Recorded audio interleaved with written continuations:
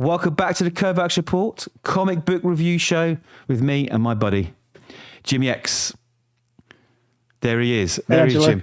Yes, so it's been an interesting week in comics, Jim. It's a middling to fair, I would say generously. I know. I was really excited about it, and then the books came in, and then I wasn't excited about it. And you know what? That's why we're here to talk about them. So we are a spoiler show. We will tell you everything that happens in the books. Read them if you got them. Let us know what you think. And be prepared. There's about to be a rant. If you don't like rants, jump past this next book and get to the others. But this next one is a bit of a rant. And if you've been watching the show, you all know what I'm talking about already. None other than The Amazing Spider-Man, number 60, the final issue from Zeb Wells, with art by Romita Jr. and others in this, because there are 4 little short stories included in this issue, as it's the finale of that creative team's run. So this is going to be quick, all right? The review's going to be quick. The rant might be longer, all right? Although it'll probably take more time than Zeb Wells spent on this travesty of a finale. This issue delivers the final part. Oh my God, Jimmy. It's the final part of a 60-issue run with absolutely nothing. And here's how it went down. The last issue. The epic fight between Tombstone and Spidey comes to an end, and we jump from last issue to a courtroom where a judge is about to pass a verdict on whether or not to put Tombstone away for good for all his bad, naughty deeds. Now, the judge states that as he's only got the evidence of an unreliable masked hero, that Tombstone is a naughty boy, and that the only witness to any of this, Janice, Tombstone's daughter, who Tombstone himself was trying to kill, has fled the city and vanished, he has no other option than to throw the case out of court and set Tombstone free. That's it.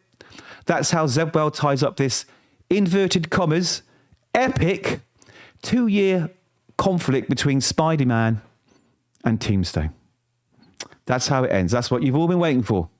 Outside the courthouse, Tombstone tells Peter to pass a message on to Spider-Man and let Spidey know that he in fact bribed the judge, but he still considers Spider-Man the victor of their conflict, of their battle. Later on, Peter visits Aunt May at the Feast Soup Kitchen, and for no apparent reason, the original Sandman, Flint Marko, randomly turns up and starts smashing everything, but Spidey quickly defeats him with a device he just so happened to have on him. Where he kept that device in that skin-tight suit, I'll never know, and I never want to know. However, he just happened to have that device on him from some other arc, but why? Anyway, after the fight, Aunt May lectures Spider-Man because he keeps getting her little Peter in trouble. So Spidey lectures Aunt May and says that's what makes Peter so great. He'll risk his safety for others. And Aunt May's heart warms and mind breaks in sheer disappointment in this entire pile of steaming shite. The ever-loving end. So, to make this final issue more painful, Marvel wants you to know that they hate you. And they hate Spider-Man too. In fact, they hate both of us and Spidey as much as Zeb Wells does. And we are further inflicted with 4 more short stories with Get Artists, where Zeb Wells takes everything you hated from the run and nails it into the canon just one more time. Just so you know that even though you hated it, your opinion doesn't count. You are wrong, and the next creative team is fucked before they even get out of the start gate. Now, I'm not going to review the short stories. It's a too painful experience to relive. The only highlight was Paola Rievo's art from the least shit of the bunch of the short stories. Guest star Wolverine. That was beautiful artwork. It was absolutely stunning. Now, you may think it's all over, Jim. It isn't. It's not time to take a sigh of relief and pray that the new creative team is going to turn it all around and get Spidey back to form. No. Fuck you, fans. There's also a preview of the next, and I quote, epic storyline. And it absolutely confirms that the ghost of Zeb Wells is very much alive and kills any hope that Amazing Spider-Man will get remotely better. So, Zeb Wells clearly hates Spider-Man and really, really hates the readers. This final issue ends the same way the entire 6-issue run was from the very beginning, with nothing. not only is the most anticlimactic of finales, it's also Zeb Wells inflicting his catalogue of bullshit on the next creative team, who already have little chance of resurrecting Marvel's #1 character, because he's doubled down on all the elements the fans absolutely hate. Now, I know I'm repeating myself, but I need to let that settle in. Plus, to make it worse, for the incoming team of Joe Kelly and Ed McGuinness, Nick Lowe is still the editor of SpiderMan, and he loves Zeb Wells like a bastard child meeting his millionaire daddy for the first time, and hates Spider-Man just as much as Zeb Wells. So, years of rapidly unraveling and destroying Spider-Man, 60 issues of nothing amount to nothing, my favourite character reduced to nothing. One more day feels like the pinnacle of storytelling compared to this run, and if you took this entire run away from memory, nothing would be missed. It wouldn't make any difference whatsoever to Spidey's history, and no one would even notice it was gone. Those are my thoughts. Now listen, I'm working on a video explaining everything wrong with Zeb Wells' run, so if you want more of me ranting about how bad it is, subscribe to the channel so you don't miss it when it drops. Now Jimmy, I understand you have the misfortune of reading this. Would you like to share some thoughts? No. I think you summed it up quite adequately. I didn't absolutely hate the Joe Kelly story though. I like the artwork by Mark Buckingham as well from Fables back in the day, and Peter Parker Spider-Man. He's a decent artist, and I still live in hope that Joe Kelly and Ed McGuinness are going to pull out what they did with Deadpool, because they made Deadpool what he is today. Let's face it. Absolutely. Absolutely. So if anyone could save Spider-Man, it's those two. I sincerely hope so, Jim. I hope you're right. I really do. It's my favourite character. Hope is all we got, dude. It is, mate. It is, mate. Hope is all we got. Okay, so let's swiftly move on. I spent too much time giving that book any airtime. To Sectaurs. Yeah. So Sectaurs issue 1, published by Oni Press, written by Dennis Culver and art by Ramón Bachs, with cover by Dustin Weaver. Now, the Nassau Company, who made Netflix's acclaimed documentary series The Toys That Made Us, have quietly been scooping up the licenses to, shall we say, not as well-known toy lines and cartoons from the 80s and 90s, such as Power Lords, Roboforce, and Biker Mice from Mars, and launching them in comic book form. Through Oni they're dubbed the Nassauverse. Now, let's face it, this isn't going to be an Energon Universe contender. No way. But the latest edition is Sectaurs, Warriors of Symbion. And if you're not familiar with Sectaurs, and let's face it, who is? They're anthropomorphic insects, result of a scientific disaster generations previously.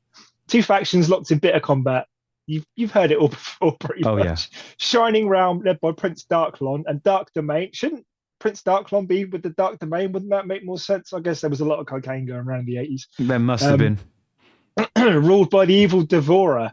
Sectaurs can also bond with giant insects of lower intelligence that are known as insectoids. But they do this in a kind of Avatar Banshee style.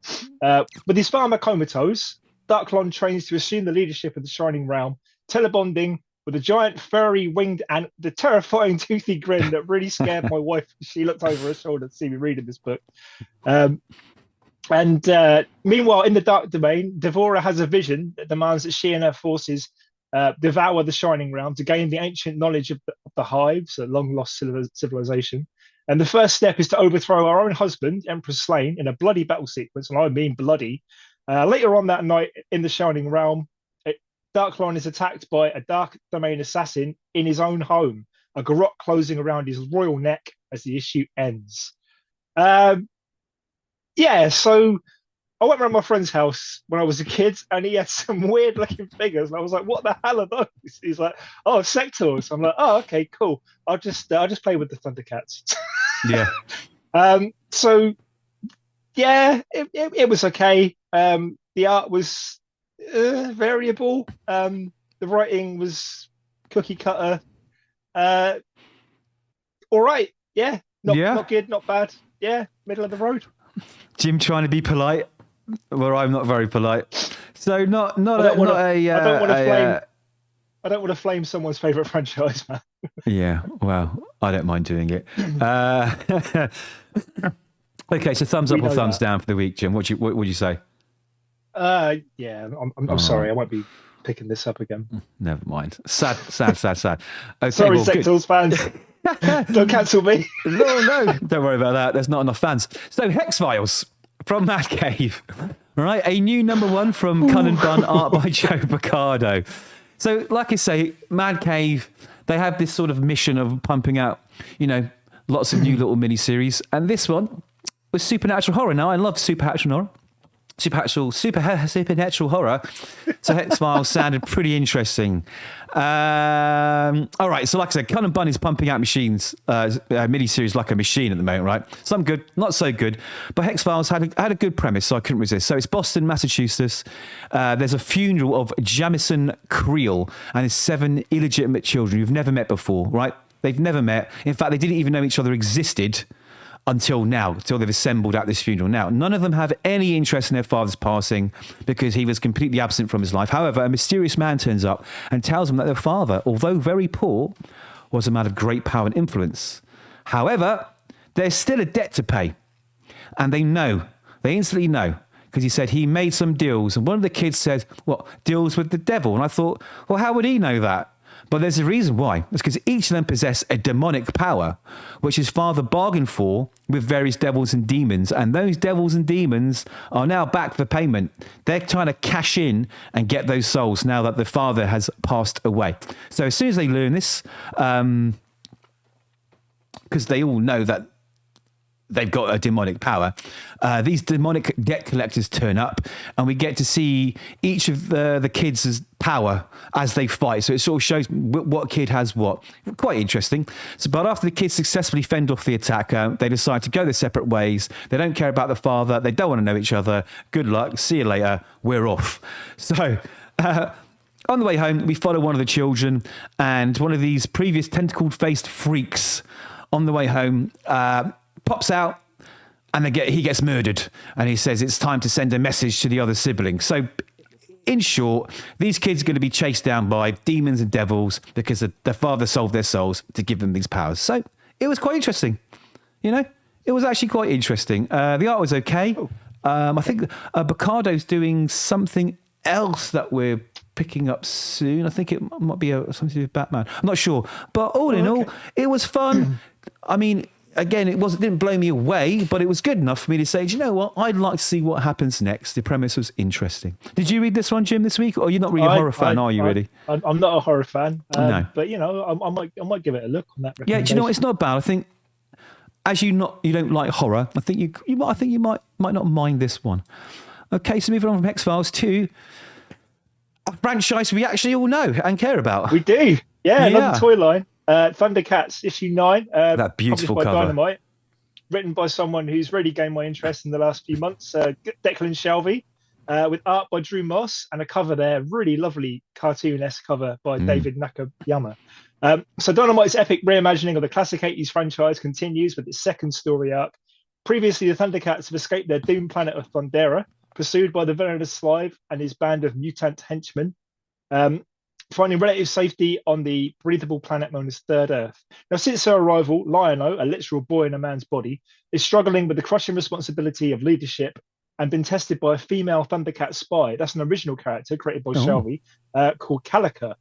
And he's also tangled with the ancient decaying form of Mumra the Ever-Living. And even worse, the cats have recently discovered that their ancestors used Third Earth as a penal colony, exiling thousands of mutant prisoners there over the years before they were forced to live there themselves.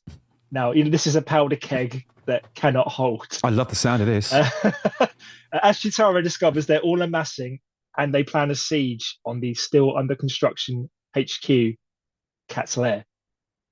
And the Thundercats fight valiantly against this horde, but there's way too many of their foes to cope with, overwhelming them and forcing them to self-destruct their brand new headquarters that they've recently just built and retreat back to their spaceship. The head of Cat's Lair falls, surrounded by flames, in a really stark image by Drew Moss, bringing the issue to a cliffhanger conclusion. So Declan Shalvey's been knocking out of the park with everything that he writes, in my opinion. He did the Terminator, he did Mystique, and I'm loving this run that he's doing on Thundercats. Every issue's been fantastic, and he said in a little interview after him about the upcoming year, saying that the sales are so good, he'd only ever planned to do it for a year, but they've got at least another year in them. So that's good news. That's really, that's really good to know. And I'll definitely be picking up the next issue as well. Yeah, Thundercats Ho. That little synopsis review's got me interested. Yeah, I'll give it a little bash. Yeah, it's good stuff, man. Excellente. Right. Captain America. Another favourite of mine. So Straczynski's on it. Mr. JMS, art by Carlos Magno. I think they're doing 3 issues together. I think this is their final 3 issues of Straczynski. I'm not sure. I think so. I think JMS has done Marvel after this, yeah, I think these are the last 3 issues. I wanted to jump on because it was like a new arc.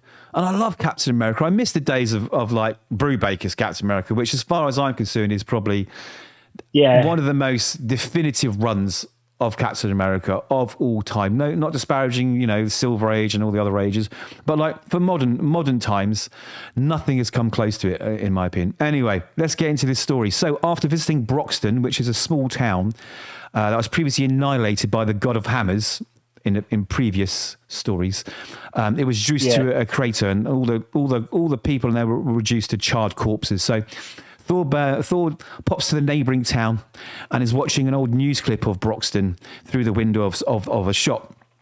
And you notice there's this strange flutter in the image. And he investigates further. He finds out even the video editors couldn't remove this weird flutter in the image. So he takes a copy of the tape to investigate. And after having it analysed, he discovers that every single camera that recorded the event had exactly the same image distortion.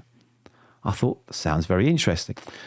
And then it gets a bit, ugh. So meanwhile, lonely Spider-Man, poor Spidey, he's trying to find the courage to call Steve Rogers, Captain America, for a bro date, but he backs out before making the call. Parallel to this, Steve is trying to relax with bagels and coffee and a good book, when his neighbour knocks on the door and we get 4 pages of mind-numbing exposition about him needing a friend, why he can't call other friends in the superhero community because of the risk it poses to both the heroes and their families. After that mindless waste of pages, right, Lonely Cap eventually calls Peter Parker and they have a bro day all set up and they're all excited. But as soon as he puts the phone down, Thor knocks on the door, not hi, it's Thor, and says, Cap, I need your help. So Cap calls Peter back and says, dude, come in uniform. Sorry, the bro date's off. You can come help me with whatever this mystery you're about to unravel is. Now, they watch the video and Spidey figures out that the blip in the video is like a save state from a computer game, right? A moment in time where everything was good and you can like go back to it, right? So if they can figure out how to go back to it, maybe they can return the town to what it was before and all the people that lived in it. So if the Amazing Spider-Man office could do that, that'd be amazing. Oh boy, I would buy that for $1. You know what? I'd give just $2 before Civil War. Just before Civil War would be amazing. Yeah, you know what? I agree fully. Back to you. Honestly, Avengers Disassemble just sport us. So this issue ends with a stylized fight scene in Dark Asgard, but my Thor knowledge is slim, so I didn't know who they were. But to be honest with you, by that time, I didn't care. Honestly, I like the premise of the book, but by the time we got to the point, I'd lost interest. And the end sequence in Asgard, although looking pretty cool, just didn't hit hard at all like it was supposed to. I found the writing underwhelming. I really disliked the art. I found it distracted me from the story, and the characters didn't look like the characters, if you know what I mean. They didn't look right. Still, I will continue with the arc, but the excitement has already been killed. Hopefully JMS can bring me back in. Hopefully he can bring me back in. No, you read this too. So what did you think? I know you're a nice guy, Jim, but like honestly, what did you think? I honestly really enjoyed it. I love JMS. I think that his first comic book works, Rising Stars and Midnight Nation, the two of the best stories I've ever read. I enjoyed his run on Thor. I enjoyed his run on the Amazing Spider-Man. Coming Home being a particular highlight for me, and to see Spider-Man, Thor, and Captain America, to see him back on Thor for a start, it was just I've really enjoyed it. Definitely be picking up to the end of the arc. Okay, fair enough. I agree with everything you said, bar this. I think, yeah, I think he's lost it a little bit. So, moving on. Phases of the Moon Knight. What a cool looking cover.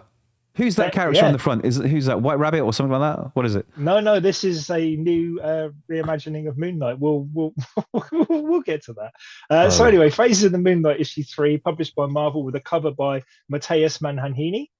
Really, really nice cover there. So the anthology of Moonlight Stories continues into its third month. The first story is a beautiful it's an anime manga style tale written and illustrated by Yuji Kaku, with some beautiful artwork. I'm not going to disparage that. There was some beautiful artwork with two sisters invoking a version of Khonshu to help their dead brother get revenge. Unfortunately, it's messy, it's incoherent, it's difficult to follow, and the writing sadly does not live up to the vibrant artwork. It was just really jarring.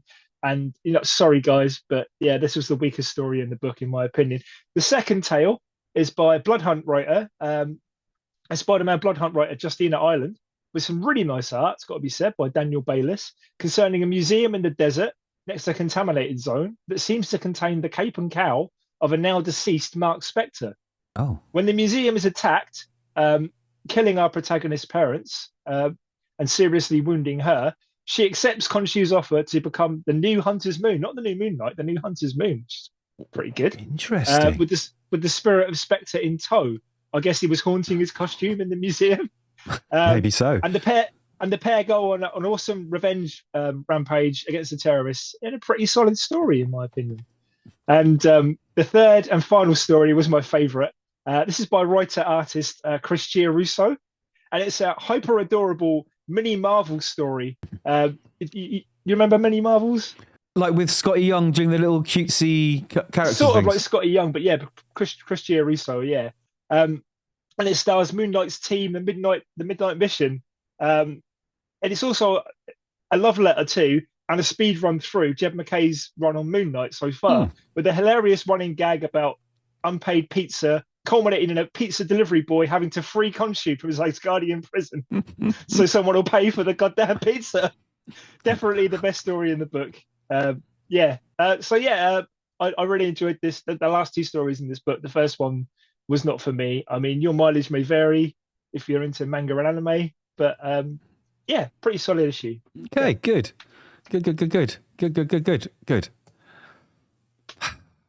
Jimmy, what are we going to do? Batman, Long Halloween, Last Halloween, numero 2. So yeah, DC Comics, you did. All right, I wonder if we going to feel the same about this. So obviously written by Jeph Loeb, and this issue's art is by Klaus Janson. So 10-second catch-up is that it's Halloween again. Someone has abducted James Gordon's son, leaving the calling card of the killer from the previous volumes of the Long Halloween saga, which is a .22 caliber pistol. Right. So after a couple of goons dump a chained and weighted Solomon Grundy in the middle of the ocean, we jump to Arkham Asylum, where Batman and Robin are interrogating the Mad Hatter. They want to know who took Gordon's son, and after being instantly roughed up by Batman, he gives them a clue in his usual Lewis Carroll Alice in Wonderland verse. Robin gets sidetracked during this and starts having a conversation with Calendar Man, who tries to sort of sow discontent between Robin and Batman. And then on the way out of Arkham, they find Catwoman, who was shot in the leg last issue while fleeing from Batman and Robin. And she's being patched up by a doctor now. She thinks it's safer in Arkham with another holiday killer on the loose. Later on, the dynamic duo are with Gordon, who's received a Sicilian message, which is fish wrapped up in newspaper, with Solomon Grundy's jacket, which is a ploy used by the mafia. You'll see it in films. It means he sleeps with the fishes. It means he's dead, right? And that Luca Brasi. Yeah. Luca Brasi sleeps with the fishes. Yes, being Italian myself, I know that film word for word. It's like my Bible. But she did. Yes, so this Sicilian message prompts suspicion that the Falcone family may be involved in something nefarious. But before they can figure it out, the bat signal goes off and they rush to the roof to find two FBI agents who give Batman the umbrella that was found at the crime scene of Jim's son's kidnapping. Now, on further inspection, the great detective discovers that there's a fake plastic handle, and he slides it off to reveal the real handle, which is a beautifully carved wooden penguin. Oh, so obviously they go to track down the penguin, which after they track him down, he instantly flees away, runs, causes havoc. But before Batman catches up with him, he is shot by a group of goons dressed as scarecrows who leave a .22 caliber pistol at the scene, which Batman picks up. And as he does, the police turn up, which frames him for the shooting. Okay. So after the fantastic issue 0, after the incredible issue 1, this was a book that I was looking forward to the most this week. As you know, each issue has a different artist paying homage to the late, great Tim Sale.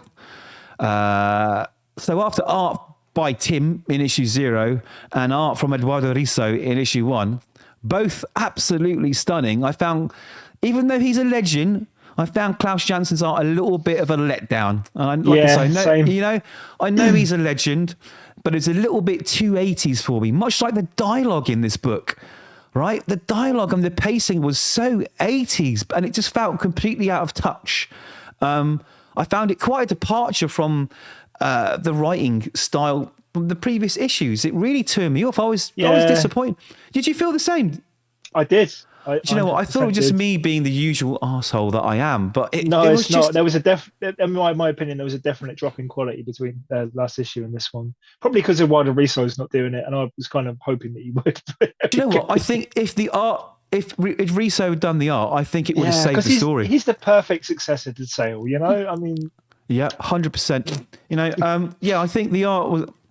We could talk about that for hours, but we haven't got hours. So, look, I really didn't enjoy it. And the drop-off in the art and the writing didn't fill me with hope for the rest of the run. But I'd happily be proven wrong, right? So I'm going to keep at it. But I would say that if you like Batman and you like The Long Halloween, I still recommend you read it. It's Batman. Why wouldn't you, right? So, good. Jimmy, we're at that weird time of week where you've got to choose a book for the book of the week. What was yours? I've got one more review, Angelo. Oh, you've got a sneaky review. Should have told me. I would have got the cover up. No. Well, it's on my scheduled review of Action Comics 1073. Oh, you have? Do you know what? Do you know what it is? Do you know what it is? I think I've been so disappointed so far. I forgot there was one more book. There we go, mate. There we go. Yeah, I was going to try and pretend that I was fooling you, but I'm not fooling no one. I mean, I would hate to write it for nothing, but there we go. Yeah, sorry, dude. It's been a long week. It certainly has. Action Comics 1073. Published by DC, written by Mark Waid, with art and cover art by Clayton Henry. So as of the start of DC All-In's initiative, this flagship Superman title is now published weekly, and this is part 4 of the first story arc. I see. After a hideous trifecta of mutated criminals escaped from the Kryptonian prison colony known as the Phantom Zone, Superman decides it is his responsibility to police the mysterious realm and make sure that there are no further incidents. He leaves the rest of his superpower family to defend the Earth in his absence, and on arrival, he makes short work of both convicts and giant spiders before being reunited with his old Kryptonian friend, Mon-El, who he sent to the zone decades before in order to save his life from sickness. It's also explained this issue that Superman's father, Jor-El, saw the Phantom Zone as a humane solution to the penal system, where the prisoners will be held in a ghost-like state until their release, but something's gone wrong. As we saw, the new warden, a being called Aether, now has corporeal inmates and has teleported giant beasts to the zone to terrorize the inmates into falling in line. Both Supermen fight back valiantly against a supremely powerful being, but during the battle, Kal-El, that's Superman if you didn't know, is thrown against the space and time barriers, grasping to find a door back to Earth, searching for Earth's yellow sun to recharge himself. But to his horror, when he emerges, he finds himself in the past, trapped on Krypton. So I think next issue he's going to meet up with his father, and the whole saving Krypton thing. It's going to be very interesting. This has been a solid run on Action Comics so far. Like I said, weekly, so really enjoyable. We don't have to remember much before the previous issue because it comes out every freaking week, So really enjoyed this one. Looking forward to the next one. Yeah, pretty cool. So thumbs up, Jim. Oh, definitely, I love it when I get a Jimmy thumbs up. All right, dude. Now we're at Book of the Week. All right. So what's your Book of the week, my friend? I can confirm. My Book of the Week is Thundercats, issue 9. Really, really strong story. Just a nice, warm nostalgia for me, really. Declan Shalvey. We're still watching you. Can't wait to see what you do next. Great I do stuff. like him. I like him too. For me, it'll have to be X Files. I mean, and not because the rest of the books were a letdown. I mean, it was a good first issue. It was good. It was solid. So Hex Files. So next week we got some books to look forward to. I'm going to quickly go through what I'm looking forward to. Right. So not only do we have Absolute Superman next week? Am I right? Absolute Superman, Jason Aaron. Yeah. We've got the second issue of Aliens versus Avengers because the first issue was absolutely blinding. We got a new Batgirl number 1. We got a Negasonic Teenage Warhead, who I have a soft spot for because I love the actress in the film, so I'm going to read that. We got new number 1s, Living Hell. We have Skin Police number 2, written by Jordan Thomas, who I just so Hi, happened. Jordan. Hi, Jordan. I just so happened to interview, and that interview will go live on Friday, which will be today when this video goes up, right? So, Skin Police #2, the Power Fantasy 4, which has been consistently one of the best books of the year. And unfortunately, we got Ultimate 6, which I have to read just so I can shit on it because I'm so upset that Mark Miller isn't writing it. So what about you? What are you looking forward to next week? Well, I just want to make a quick apology to anybody who watched to the end of last week's video, where I said I was looking forward to Batman and Batgirl and DuckTales. And guess what? I was looking at the wrong week for my notes of what was coming up. But, however, this week I am looking forward to Batman, Batgirl and DuckTales. So I look forward to reviewing all of those next week. Amazing. For real, right, guys. Yeah, I hope so. Yeah. It's a good week. Honestly, it really is a good week, Jim. You got some good books there. Right. Definitely. So please support us. Like the show. Subscribe to us. Even if you want to hate watch us, subscribe. You know, we're going to get better. We really want to make something of this. So thank you very much for listening. We'll see you soon. Tell all your friends, and we will 100% hopefully. Jimmy's saying goodbye. Catch you in the next one.